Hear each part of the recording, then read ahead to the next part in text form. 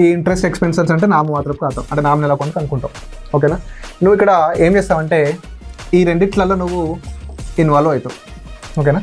ఇప్పుడు సింపుల్గా అండి, శాలరీ అకౌంటా బిల్లింగ్ అకౌంటా అంటే నీకు ఇక్కడ రియల్ అకౌంట్ దేనికి సంబంధించింది? ఆస్తులకు సంబంధించింది కదా.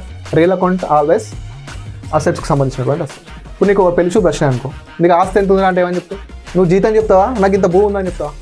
నాకు ఆడ ఇల్లు ఉన్నది, 1 ఎకరాల భూమి ఉన్నది అని చెప్తావు. నీ జీతం చెప్పవు. ఏంటి ఆస్తి అడిగినప్పుడు నువ్వు జీతం చెప్పవు. ఎందుకంటే అది మంత్లీ చేంజ్ అవ్వచ్చు, వాటర్ ఇట్నది. జీతాన్ని ఆస్తికి అటాచ్ చేయలేము. సింపుల్గా మనం మాట్లాడుకుంటేనే నాకైనా పొద్దుల పెళ్లి సంబంధం వచ్చింది అనుకోండి, నీకు ఎంత వస్తుందిరా అంటే ఉంటుందని చెప్తాను, లేకపోతే లేదని చెప్తాను. అంతేగాని నేను క్లాసు చెప్తున్నా ఇంత శాలరీ వస్తుందని చెప్పాను కదా.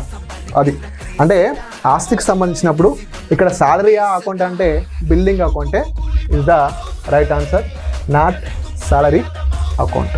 ఓకేనా? సో భవనాల ఖాతా అంటాం తెలుగులో ఏమంటారు?